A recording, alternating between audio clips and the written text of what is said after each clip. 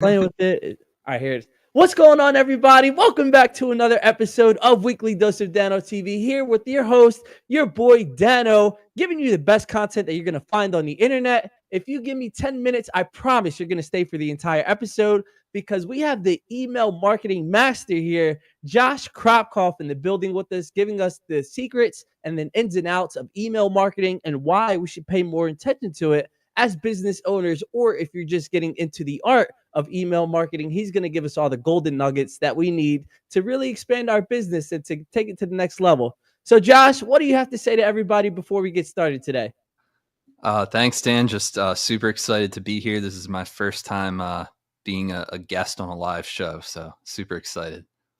Perfect. Well, thank you for being here. To my positivity posse, make sure everybody welcomes Josh in the warm, loving way. Send some fire chats in the emojis.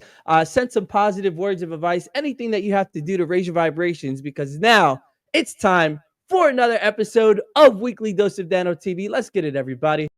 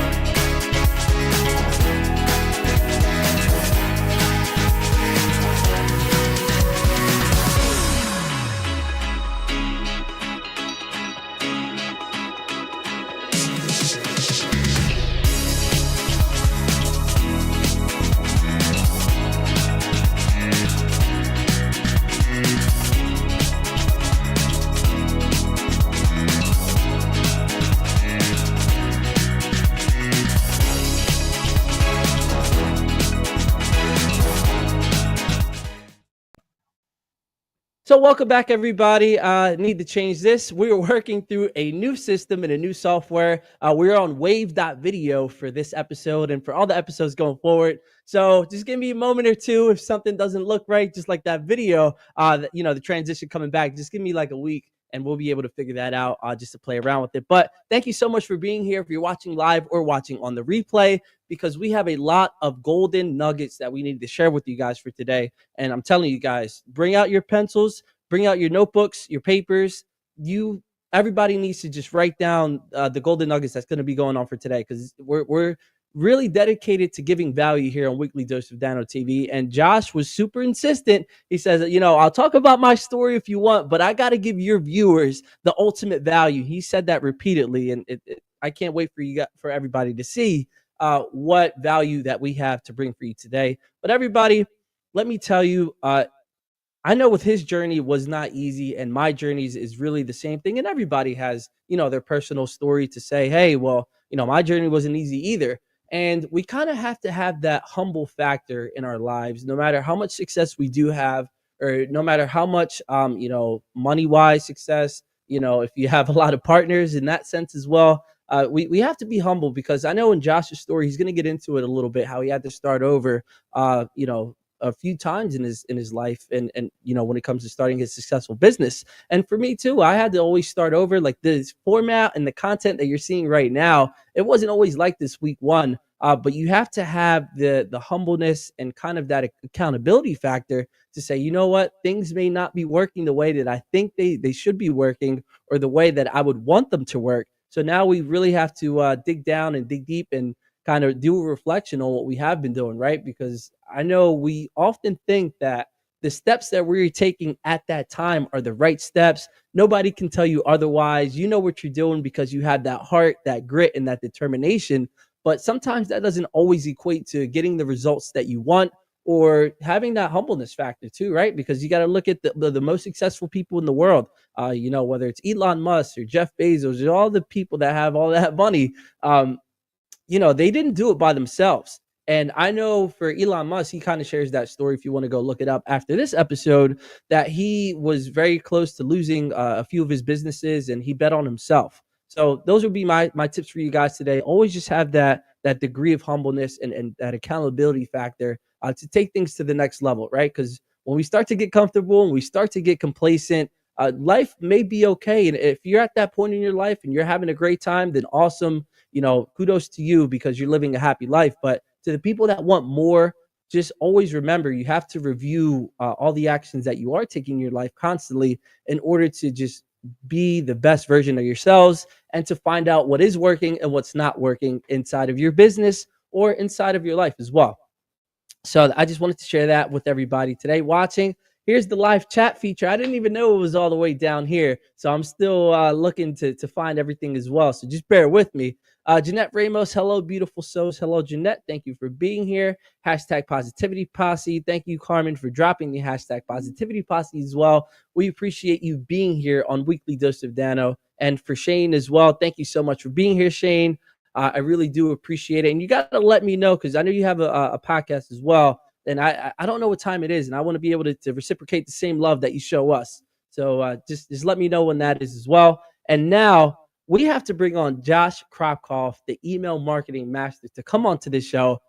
He's going to drop some really, really golden nuggets for you guys. And it's all by experience, right? He's not coming on here just to say, oh, well, look at me. I have my own email marketing agency and he's the real deal. And that's all we provide to you here on Weekly Dose of Dano TV is the real deal, style of content, because I really appreciate the fact that he didn't give up on himself and he didn't quit. And now he's really seeing all of he's reaping the benefits for all of the hard work that he's done in his career so far. And he's just getting started for more. So everybody, please welcome Josh Kropkof to the show. Welcome him with some hearts, with some likes, anything you have to do to raise your vibrations and his vibrations. Because as you heard him say, this is his first time on a live show. So everybody, welcome Josh on with the warming, most kindest, greatest energy that you can imagine. Josh, what are you doing, man? Stop sending emails. It's time to come onto the show.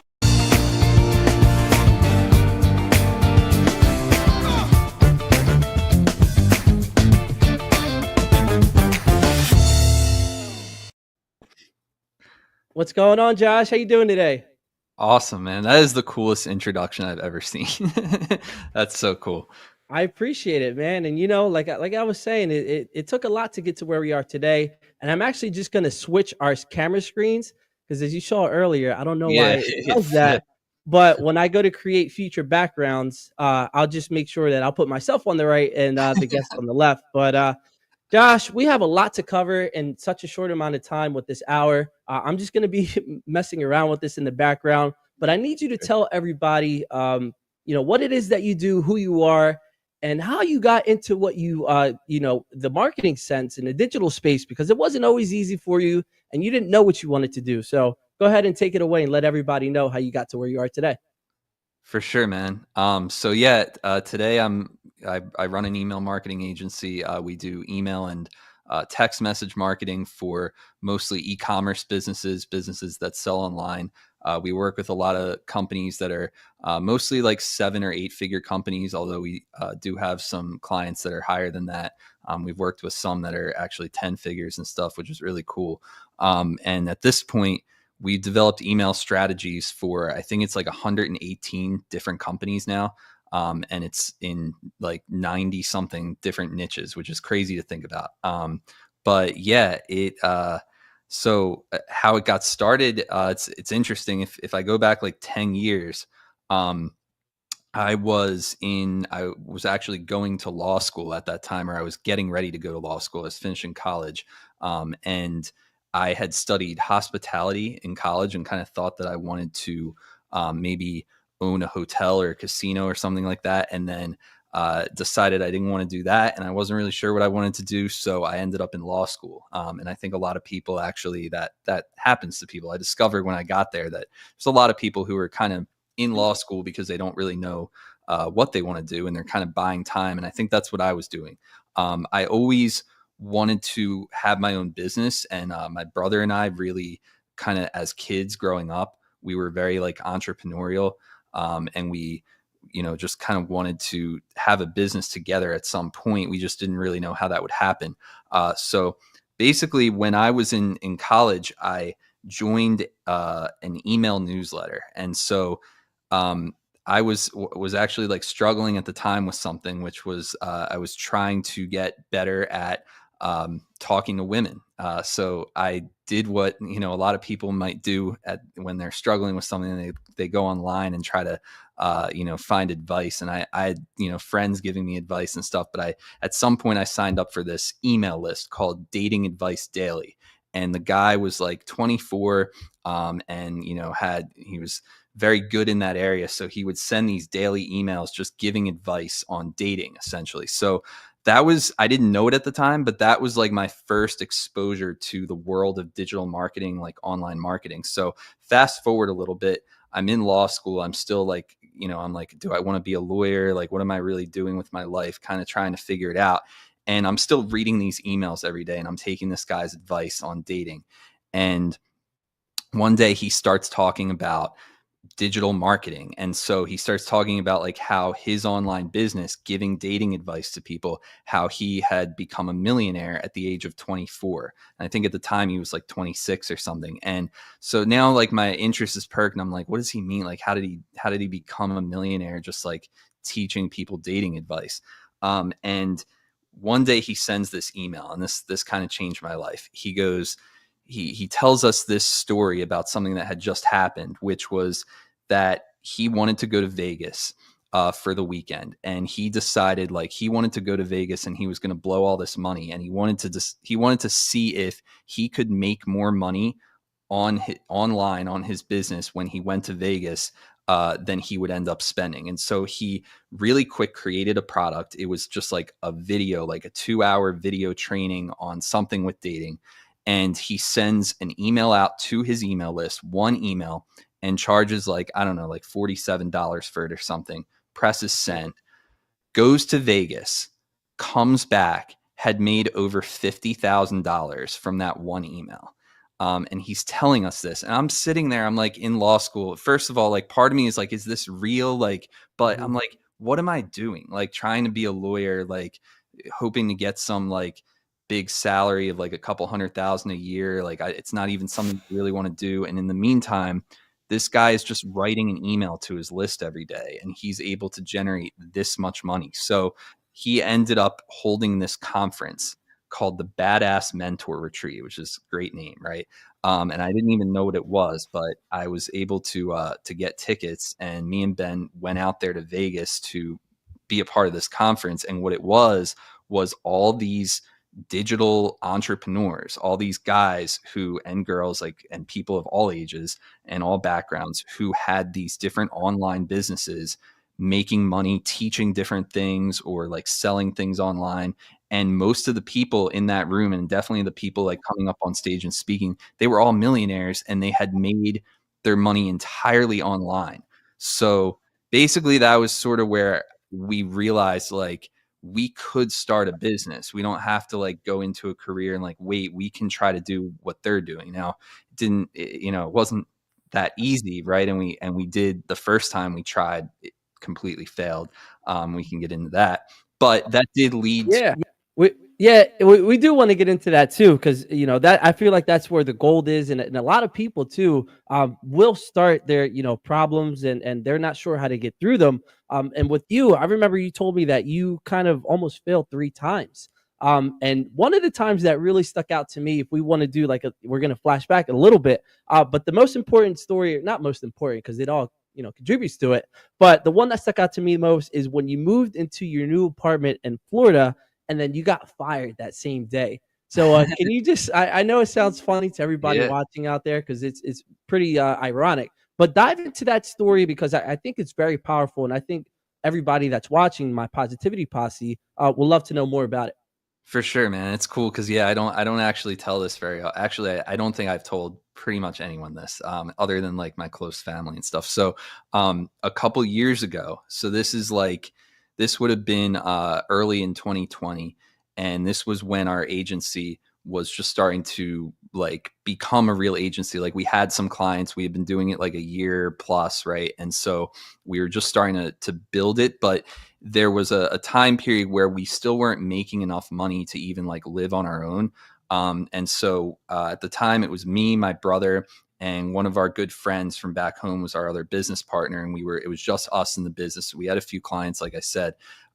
We ended up getting this huge client, and it was like, for us at the time, like it was a company that was doing like $50 million plus a year, and we got a pretty good deal with them to start doing their email marketing, and we couldn't believe it because up to that point we'd only worked with pretty small businesses, and so they paid us a decent amount of money up front to get started, and we kind of basically we were like, all right, our whole lives are changing now, right? And we're like, all right, let's move. Like, we had been waiting to move into a place, so we got this apartment here, the one that I'm still living in now. We got this apartment to share between the three of us at the time, and we moved in, and like literally the day we moved in, I got an email from them basically saying they were terminating us. And we had only worked with them for like, I don't know, 4 months or maybe a little longer, like 5 or 6 months at the time. And so suddenly it was like it was kind of like a do or die time again, because it was like we had, and this was after, like, yeah, this was kind of the third. We had a few times of like, kind of not succeeding and then building the business back up. And so it was just like, you get to this point and you think everything's cool, and then it's like, all of a sudden, how am I going to even make rent next month? Like, I just committed to this lease. So we ended up we didn't have furniture in this house for, I think, 6 or 9 months, somewhere in there. Mhm. And so we were actually known in the neighborhood as, and like, this is kind of like a community here, and we were known as the people with no furniture for a while, because people realized after a little while that we had no furniture in our house. We were all sleeping on the floor. We had these little folding stadium chairs that we would sit on with our laptops. And because the one thing that we made sure we could afford was internet, right? And then we Yeah. were like, like scraping by for a little while, like not really eating very much. So yeah, it was kind of a tough time where we kind of had to like pull it together, and we did transform the business during that time. We learned a lot more about offers and how to like position yourself as an agency, and like all this kind of stuff. But and it worked out. A few months later, we started getting more clients, and it kind of grew into not what it is today, but definitely more on that path. So that it was a big turning point, I guess. Yeah, of course, and of course it worked out, because that's why we're having this episode right now. And I Yeah. see you're not sitting on the folding chair anymore. You got a professional microphone, a nice chair. Actually, that chair is better than mine. So I gotta you hiring, because I might need some extra help over here too. No, I'm just kidding. But it's really nice to hear that story, because a lot of people don't talk about the downtimes and everything, especially with the new age of social media. Everything's great over here. Look at me, I'm a millionaire. But no, the fact that you were able to come back, so to speak, from those hard times, and to be thriving now, and to actually traveling around the world, to doing living life on your own terms. Talk about that now. So that was all the way back then. And actually, in the next portion, just to let everybody know, we're going to be talking about some professional advice that Josh has. But now we're just talking about his great story. So this will be the last part, and then we're going to move into the professional advice. But talk about what life is like now for you, from going all the way back then. Who knows what was going to happen? You might have had to move back to wherever you were from before you got that apartment. What is life like now for you? Well, right now, currently, it's super busy. It's November, so this is most of the companies we work with are, like I said, e-commerce businesses. So November is their busiest time of the year, and it's like when everything goes crazy. So like today, I started work around like 9 a.m. and I'm still working. I'm still going to be working when we're done this show, just because this is where like everyone needs a million things, and everybody's like super intense because like Black Friday is coming. But other than that, it's a cool thing, because like right now, this year we've had the opportunity to do some things that we haven't like ever been able to do before, like travel around while running the business. And like, yeah, I got to go to California this summer, and Lake Michigan, and kind of like road trip around the country while running the business, which was really cool. And that's something I've always like wanted to do. But it was always kind of, a struggle to really have anything extra, because so much of the when you're building an agency, like so much of what you make goes right back into the business. Mhm. And it's still that way. That's how you grow a business. You put money back into it. But this year, I'd say there's definitely a big difference in 23 than 22 and 21, which were still a struggle in some ways. Like they were better, but it's definitely like it's a road. When you build a business, it takes a number of years to really get to a point where you're quote unquote comfortable. And Mhm. then, if you get like comfortable, really what you should be doing is getting uncomfortable and trying to like push it to the next level. So that's kind of where we're at. Yeah, and just like we were mentioning earlier in the show, you always got to find that point when you are comfortable. Like you said, you don't want to be complacent because then it'll build easy times, and you'll get lazy, and it'll be a lot harder to get out of that groove Yeah. than it is to always just level up, level up, level up.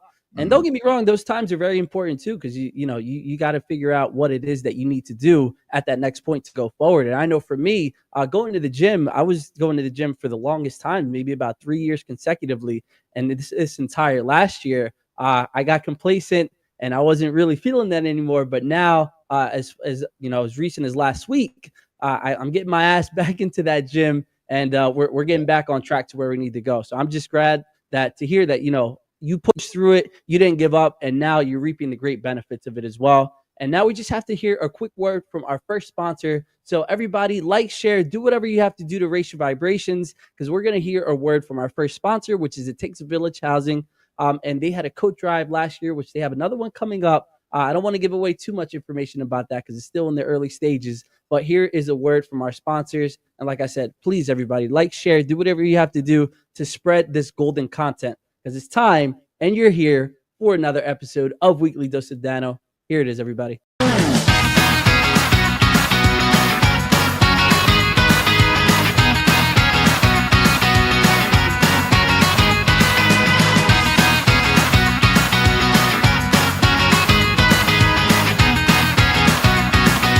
Takes a village about keeping our families together.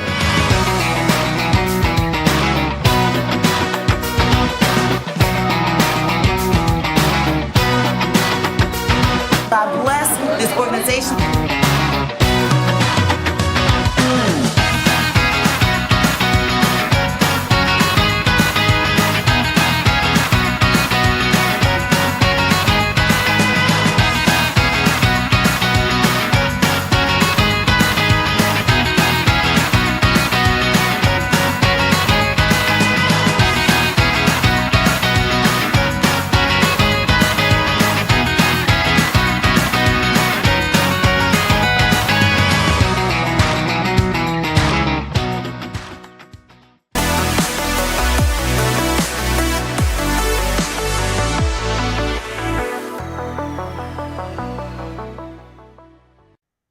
So, everybody, that was a word from our sponsors. Thank you to It Takes a Village Housing for sponsoring Weekly Dose of Dano TV. This wouldn't be possible without you or the Positivity Posse or Josh as well. So thank you all for being here today. And now we're really going to get into, I think this is going to be Josh's favorite part of the entire episode, because I'm telling everybody, he was very adamant about giving value to the Positivity Posse and to everybody that supports him as well. So before we get into that, Josh, why is it that it was such a vital point or a point of focus for you to share value with the audience? Well, I think like look, in my line of work, like that's what it's all about. Like you don't read an email if it's not valuable, right? Like it's kind of a stigmatized industry where I think a lot of people go, oh God, like email marketing, like, or they either think it's like boring, or they think like, oh, I hate email marketing. But it's part of my mission to change that. I mean, every email that we send on behalf of our clients or ourselves, like we send millions and millions of emails, and I think like millions per day at this point. And they have to be valuable. Like if they're not valuable, why send them? Like why should anybody open? Why should anybody care what you have to say? So yeah, It's Yeah. an important thing. Yeah, 100%. And I really love that you came into this with that mindset, because I know that what you do in small things, we do in all things, right? So if you're doing it here for this episode on Weekly Dose of Dano TV, you're doing it in every other facet of your life, which is absolutely amazing. And that is such a big thing that people need to learn, not just to do things kind of half-ass and without any value, but to providing value. And I know with the social media world, that's a big thing that people preach as well, because a lot of people throw out fluff or just things that aren't really valuable nowadays, which if it's for the entertainment, purpose of the entertainment industry, I get it. But just make sure that everything that we do in our lives should be adding value, whether it's experiences, whether it's people, or whether it's the activities that we're doing. Just always make sure that value is at the forefront of everything that we do. So we're going to be talking about grinding and hustling versus taking massive action.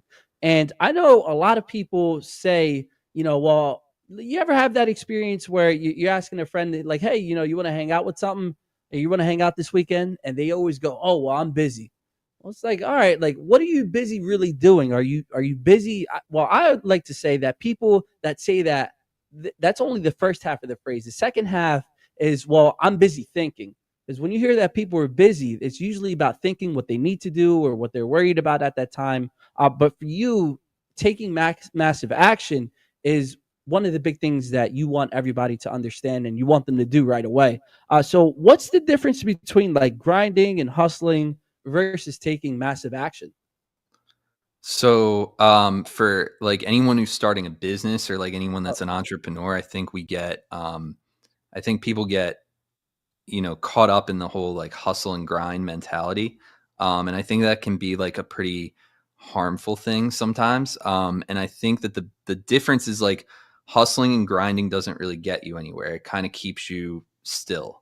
It kind of keeps you at the same level. So like for me, like the worst example that I have in my life of like hustling and grinding is that back several years ago before this business, when we had kind of started our first business and it essentially it failed, where we had worked at something for a really long time. We built this business over a year, put all kinds of like money into it that we didn't have. Like I went and borrowed a bunch of credit cards. Like I took out credit cards out of school and I didn't have an income, but I thought like we're going to build this business and then it's going to succeed and I'm going to have an income.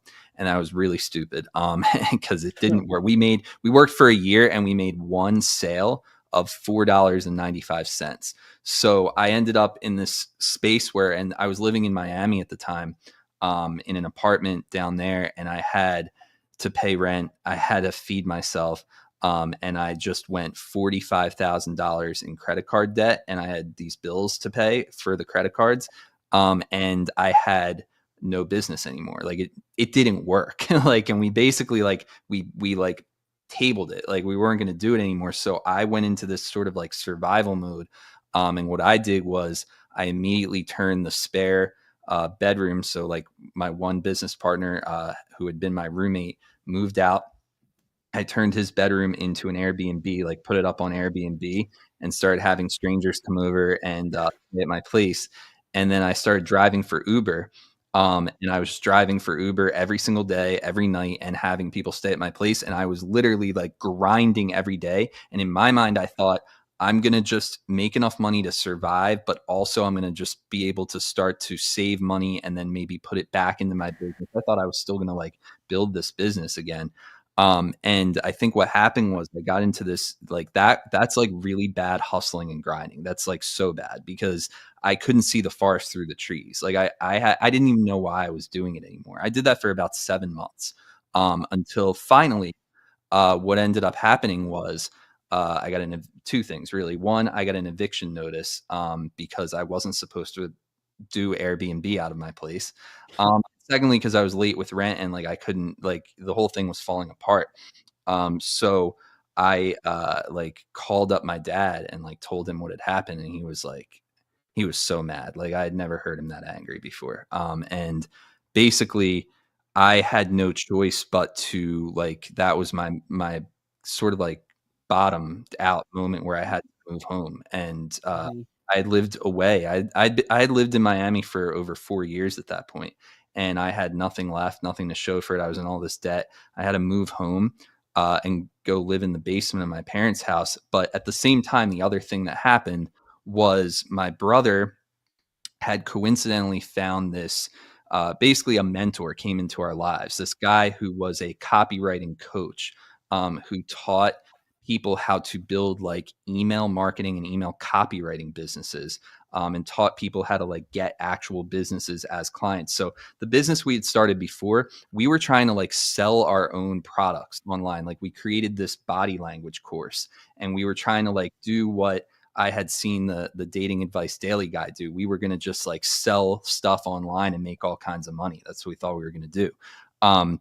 This was different. What this guy was teaching was like, here's how you can like take your skills. Because the one thing we had after that business failed, we had a failure, but we had over a year of like learning and like building the skill of email marketing, digital marketing, copywriting. And it was like, you can take those skills and actually service other businesses. You can, Mm.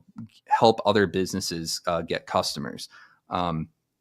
So I love that story, and it's very important. I just want to make 2 points. Number one, I wouldn't say coincidentally, because you use that word, and Yeah. I personally hate that word because I don't think there's anything that happens by coincidence.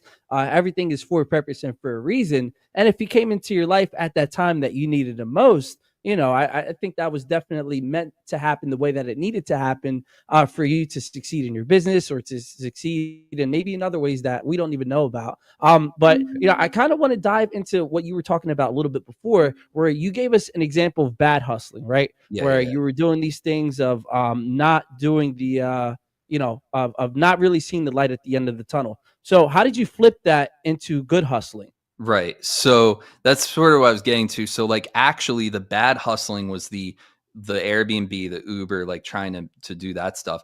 But the massive action was actually when I had to move home. And like basically I made the commitment at that point. And it's a long story, so I won't get into it, but we basically weaseled our way into this guy's mentorship because he wasn't doing like he had closed this thing and it wasn't supposed to happen.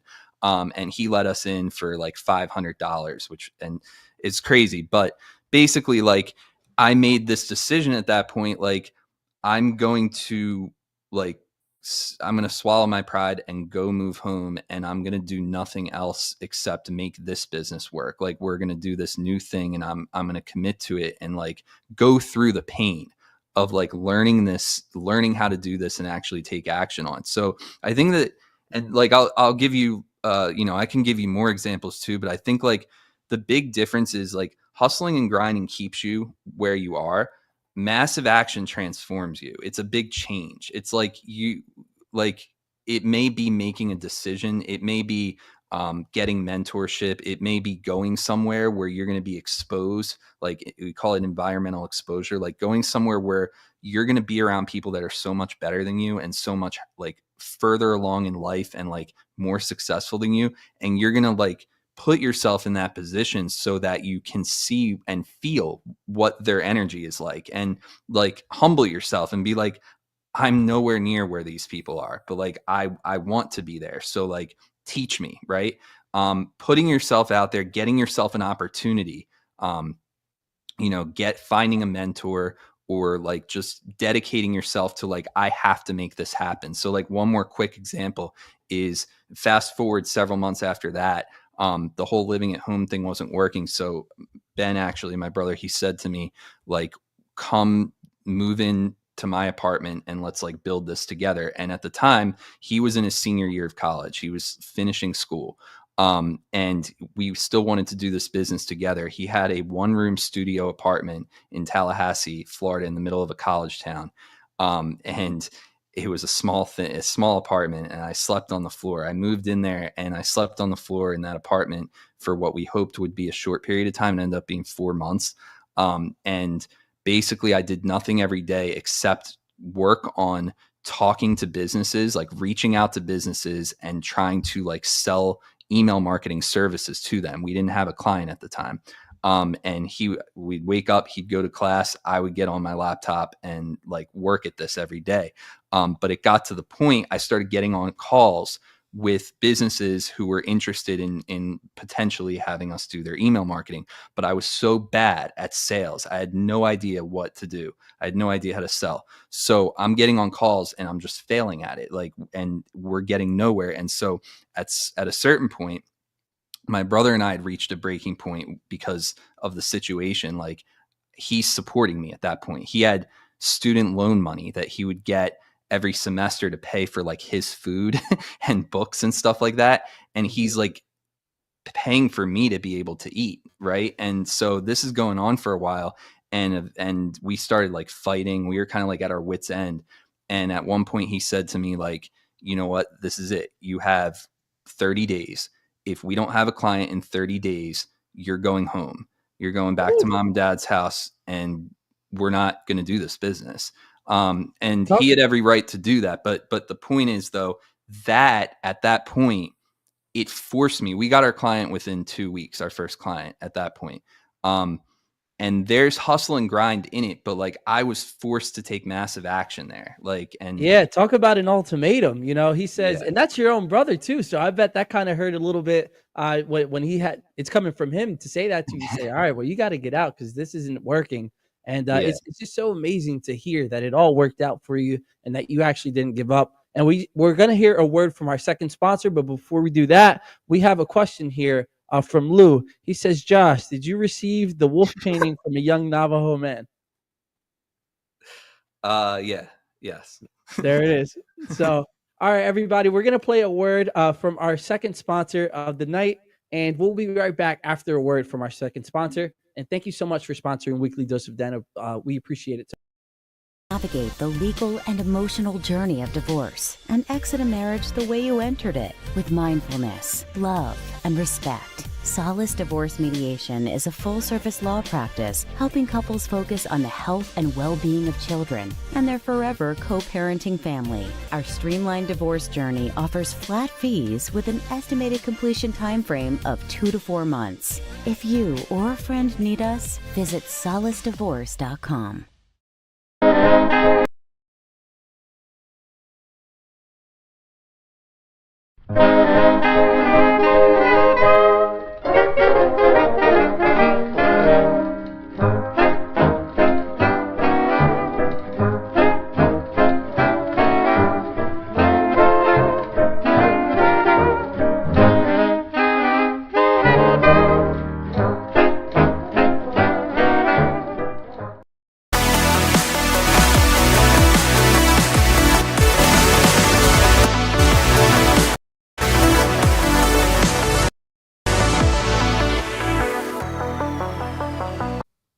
So we're still working through this wave video because I see there's a few stops. So going forward now, I know how to fix it. But thank you, everybody, for being here on Weekly Dose of Dano TV. Thank you, Josh, and to the Positivity Posse for all joining us live or on the replay, wherever you're watching from. We appreciate it, and we are here to give you the golden nuggets that you need in your everyday lives to be the best version of ourselves. And I know that may sound a little corny or cliche, but these are the strategies and the lessons that we need to keep upgrading and going further and further to achieve our dreams.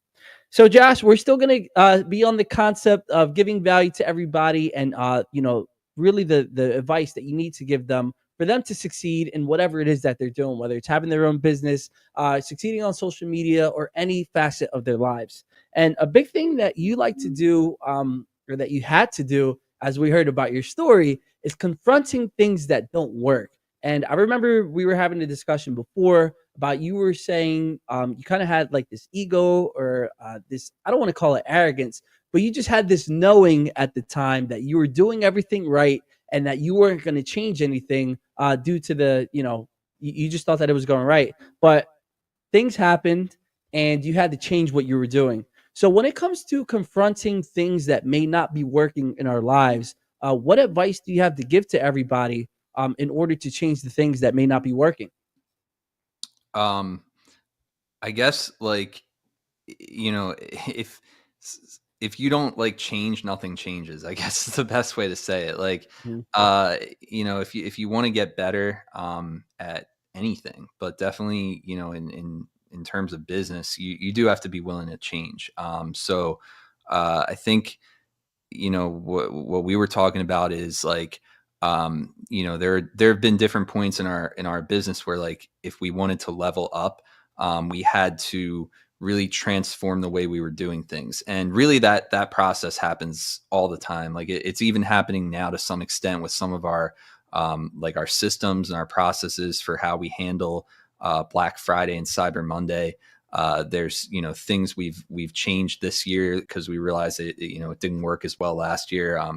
Things like that. So you're always going to be doing that. And I think it's just about being open to that and kind of like, iterating is what it's called. It's like, you have a process, you do it, but you are always like seeing it as a process that you're going to make changes to over time. And it just gets better and better. And sometimes you do want to completely, if something's really not working, don't keep doing it. It's the definition of insanity, right? So like sometimes you do have to take a hard look at like, what are the things going on in my business or in my life that are just not working? And how can I totally flip that on its head, rip it out and put something better in there? We tell it to our clients too. Like I have some clients who are struggling, I think personally, like where like they will have, different issues going on in their lives with family, or like maybe people are sick, like different things like that. And one of the things that is interesting is like your business is kind of a mirror. If you have a business, it's like, if you have things that aren't right in your life, that's going to carry over into your business. And sometimes what we discover when we work with a lot of different companies is like their business problems are actually other problems that are sort of bleeding over into their business. So sometimes we have to like challenge them to confront those things. And that's not always the easiest thing, especially to come in and like challenge someone like that and be like, hey, like, you have to confront this issue. And, it's like a painful thing for them to do. And so, yeah, we've been doing a lot of that lately too. And it's like, it's interesting to see though, when people actually make that connection and they're like, you know what, you're right. And then they totally change. Like, it's pretty cool to see. Yeah, and the fact that you were able to have that influence over somebody, that wasn't easy. You had to study on what the best techniques were, and I'm pretty sure you had the best advice that somebody needed to take. And it's clear, it's right there in the blues. It's written in stone, but they still don't want to do it, like you said, for Mhm. personal reasons. And I think we can easily get lost in our own worlds, like you were saying before. And I think what you just said about the business being reflection of you absolutely says 100% the truth.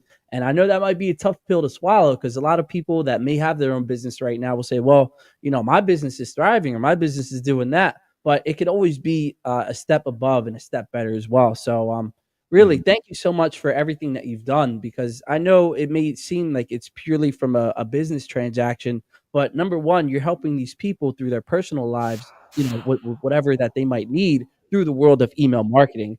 And I know that one of the big things that you preach about email marketing is talking to people like you're a real human being. And I know in the business sense, a lot of people like to be, more professional. And when we look at the social media aspect of everything nowadays, you can see that a lot of people are taking that approach. Like, if you've seen the Sacramento Kings, their social media pages are like Wendy's. These it's funny. I don't know if anybody really studies these things, but go take a look at what they post nowadays. Like, they're posting memes, and just, their language is just kind of like, disrespectful to like other organizations. Like, I know Wendy's and McDonald's have beef online, and it's pretty funny to see. But what's the psychology of talking to people like a real human being? Like, why is that something that we see to be working nowadays, maybe in the email marketing sense, or just in media in general? So I think that one thing that everyone can agree with is like, we are bombarded with advertising and marketing from everywhere, like all the time. Like, you can't do anything without being advertised to. You trying to say something about my advertisers on the show? I know. Even on this show, you're being Yeah. advertised to. No, but that's our world, right? That's what we live in. You're gonna get, marketed to, right? But the problem is that when there's so much of that, it becomes noise. Like a lot of it's like, here's the thing. I heard this from someone who's he's like the CEO of Ogilvy Advertising. He is the CEO of Ogilvy Advertising, which is one of the biggest ad agencies in the world. And I heard him speak earlier this year. He said something really profound. I'm going to tell you now, which is it used to be the case that there was a sort of an abundance of advertisers, but like a scarcity of media space. So like the advertise, like the companies, it was really hard to get in front of people because the only way was through like television, newspapers, things like that. But today it's flipped on its head. We have this abundance of media. And it's actually really easy for people to go out and advertise. So the difference is like now people are just so desensitized to it. So how do you cut through the noise? Well, what people do like to do is they like to connect with other people. It's harder to feel a connection to a brand or a company necessarily, right? Unless you are someone who's had a connection with that company. But if you're, hearing something for the first time, you haven't bought from this company before, I just think it's way easier to make that connection on a human level. So something that we deal with and what we help with our clients is instead of just like sending advertisements to people through their email, we get them to actually write messages. We get them to send conversational emails that sound, that actually do come from a person. And that could be through storytelling. It can be through just, speaking to a person's pain points, speaking to like the benefits of your brand or your products, but doing it in a way that's like more conversational and more direct. And so I think that's like hugely important in marketing is being authentic and being like a human being, because people are definitely more sophisticated buyers today. Like people really do think about, they're skeptical no matter what you're saying, no matter what your promise is, they don't believe you, right? So you have to find a way to sort of cut through that, I think. Yeah, and a big point of what you were just saying that sticks out to me is, you want to be a person, you want to be conversational, a human being. Where the things that you were just talking about now, and nowadays, with AI and ChatGPT and all of this stuff, it's real easy to kind of lose that sense of what's coming from a person and what's coming from AI. So can you give us maybe some insights, like what's going on in that space when it comes to email marketing and AI? Like, is it just going to completely take over the email marketing space, or what's the future hold with email marketing? Is it still even going to be relevant in maybe 5 years' time? Well, okay, there's a few questions there. So let me answer the last one first, which is like, is email marketing going to be relevant? And like, I just want to put this in perspective, and then I'll talk to like, the AI piece, because I think that's really important too. But like, there are 347 billion emails sent every day. Every day. That number is so insane that we can't even picture that. I mean, it's impossible to picture that. Okay. And for perspective, okay, that's a lot of email. You think people are sending a lot of email. How many text messages are sent per day? Still a lot, 23 billion though. So it's still dwarfed by email. Email is the largest communication channel in the entire world. It's bigger than TV. It's bigger than any social media platform. It is the biggest like market space that there ever has been. It's also completely, not completely, but basically unregulated. It's still the Wild West, which is crazy because it's the first thing that there was on the internet. But we won't get in the weeds with this, but because of the way email works, like from an infrastructure sense, which people way smarter than me have built, and I interview people all the time who have that sort of like background of working on the tech side of things. Because of the way it's built, though, it's really hard for it to ever be like regulated in a sense to where like even your text messages are regulated and they're controlled by the phone companies, as well as government. But like email doesn't have that. Email belongs to everybody, and you can actually own your traffic with email, meaning that like if you have a list of people that have voluntarily asked to hear from you, they've subscribed is what it's called, you own that list. That's your property, and you're allowed to email them basically whatever you want, which is crazy because every other channel, that's not the case. You don't own the traffic, and you definitely can't say or send or advertise whatever you want. So email marketing definitely will be relevant. I think it'll be the one thing that's still relevant, even if everything else goes away. There's like, even if the internet essentially shuts down, like email will still exist, which is a weird thing too to think about. So,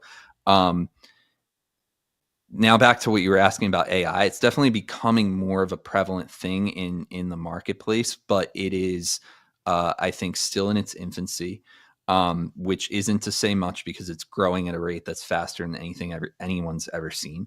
And that we can comprehend to what you were just saying earlier. Yeah. So we use it in a limited way in our business. My email specialists, people on my team who run a lot of the client accounts and who actually are in there every day doing the marketing, they will use it a lot of times to help generate ideas. So they can feed ChatGPT certain information about the type of campaign, about the type of the goals and things like that in the market, and they can ask it for certain ideas, and it can feed back a lot of ideas, and that can help them sort of then take that information and use it to create really good campaigns. I don't think though that it's a replacement, because like when ChatGPT writes an email, it oftentimes does not get a great result, and it oftentimes is, people can tell that it wasn't a human that wrote it. And I've noticed when I used it a few times too, it kind of regurgitates the same thing, like the same premise. So I think we've become maybe a little bit smarter to the people that know how to use it. If something is written by AI, and I've seen that time and time again, where not to say anybody specifically, but people that work in the network that I'm on, I've seen them write some stuff, and I'm like, dude, you didn't even write that. Like, it's so obvious that a computer wrote that. So just Right. make sure that if you are going to use it, like Josh said, use it as a tool to create some inspiration, not just, copy and type it in. It generates the response back, and then copy and paste it back to, Yeah. whatever you want to post onto your social media or whatever that you're using it for. Just make sure that you are finding that balance between the two. And Josh, we only have a few minutes left on the show, but Okay. I really want to talk about what you just mentioned about owning you're owning your traffic or owning your audience. And I Yeah. know there's three different kinds of traffic that people generate, maybe it's from their website or wherever it is that they generate it from. We talked about the organic traffic where people just come there naturally. Number two is the paid portion of everything, where you can pay leads and all these different things for people to generate, come to your website or just generate leads. And then what this last one that you're about to talk about, what is that third piece, and how is it so important to online businesses or just businesses in general? Right. So traffic online, yeah, you can divide it up into traffic you control, traffic you don't control, and traffic you own. And so traffic you control is like if you pay a platform like Facebook to send ads to people, you control that to a sense, because okay, if I pay $100 a day, Facebook is going to send me 20 people to my website or whatever it is, right? And so you control that traffic. And then there's organic traffic, which is like, okay, I make a post on social media, or I get an influencer to shout out my brand, and then I get all this traffic to my site. But you don't really control that, because you don't know necessarily how many people are going to come from that, right? Or you might put out a podcast or a show like this, and you don't know, maybe you're going to get 10 people, maybe you're going to get 10,000 people, but you don't really know. So you don't control that. But it's really good online traffic a lot of times, because it's organic. The third type is the traffic you own. And that is really just referring to your email list. There are two other types of traffic you own. One would be SMS, meaning text messages. If they give you their number, you can text them. And then also direct mail. If you have someone's address and you're able to send them actual physical mail. But that's it. And again, email by far just dwarfs all those other things. So what's really cool about email is that gives you the ability to send information, communications to people directly. And I think the big difference and where a lot of people get hung up in business when it comes to email is they treat these things the same, and they're not. So like when you're talking on social media or you're putting out an ad, a lot of times you're speaking one to many, like you're shouting a message out to a crowd. But with email, it's a one-on-one channel. It's a one-to-one communication. So that kind of goes back to what we were saying earlier about, being a real person, talking like we're having a conversation, because the inbox is a private place. Like your email inbox, that's yours. And you have like a sort of ownership over it, where you feel like, if you get an email and you don't know where it came from, you're like, who's this? Right. And so you're looking at that. So if you actually sign up for somebody's emails, that business should respect your inbox, right? And they shouldn't send you junk. They should really build a relationship with you, send you stuff that's valuable. And so that traffic, though, that you own, that's an asset. You can build the value of that asset. And so over time, if you have a business online, the goal is to take all the traffic you don't control and the traffic you do control and try to turn as much of it as possible into the traffic you own. Get as many people as possible to join your email list. No matter what kind of business you have, or even if you don't have a business, but you're a personality like Dano here, or like anybody like trying to like get a following online, you want to have an email list. You want to give people the opportunity somewhere on your website to join your email list, because that list that you're building, that has value, like actual monetary value. And over time, you can build that higher and higher. There's like, it's infinite how much that can become worth over the years. So it's like making an investment in a company like stocks or something, but it's even better because you can control the value that you give to them, the value you bring. And you have the opportunity to create products and sell things to them. You have the opportunity. People now even there are some people who charge monthly subscription for their emails. Like I know people who it's like $5 or $10 a month to get emails from them, but their emails are so good that you want those. So like you can build a business just off emailing people. Wow. And there's so much value here in such a short amount of time that you've given us. And, in a perfect world where you were just saying people should respect the email box, but I don't know if it's just because I have AOL and I just get a ton of spam every day. It's probably not the best source to use because it's so outdated. But, I just wish that people were to be able to respect my email box, like you were saying. But thankfully, we have people like you that are cutting through the noise, because if everybody's just feeding us junk and we have people like you that are actually providing value in ways that, whether it's information or products or opportunities, thank you so much for being that breath of fresh air, so to speak, to actually provide value to everybody. So if somebody wanted to, if they found a ton of value here and they're like, Josh, I just need some more of what you have to offer, where can people go to reach out to you? So the best thing, surprise, is join my email list. Yeah, it's called the Email Revolution. I write most, excuse me, I write most of the emails. But my brother, who's my business partner, he also writes some of them. The website is email123.club, and made it really easy. Email123.club. You can go there and just join the newsletter. And the promise to you, if you join that newsletter, is that you're going to learn how to use what we call direct response email marketing to give your company an edge in a competitive marketplace. And we send tips and stories and different things every day to help you do that. So, and of course, if you're on there, you can definitely reach out to me, just respond, or, email me directly. I always answer, or I at least read all my emails. And if they're good, I answer them. So that's a great way to get in touch with me. Yeah, awesome. And I've heard the word email so many times, I don't even think it's a real world anymore. I can't even say that 5 times fast. But everybody, thank you so much for being here today. Please reach out to Josh. He has the capacity to help you in whatever you need. Well, specifically email marketing for your business to really take it to the next level when it comes to monetization, reaching out to get more connections. And the most important is to provide value for you and your company, just as you've done here with my Positivity Posse. So thank you so much for being here today. Lou says right here, you guys put on a great show. Thank you for being a part of the Positivity Posse. And Jeanette says a great show as well. So everybody go to email123.club to reach out to Josh to find some more value so he can help you with your business. And also, if you just want to reach out to me as well and go to my website, you can scan this code right here. I have my website information on here, social medias, and everywhere that you need in order to contact me. Just take your phone and just scan this QR code and it'll take you right there. So everybody, I really hope you have a great weekend. Stay safe out there.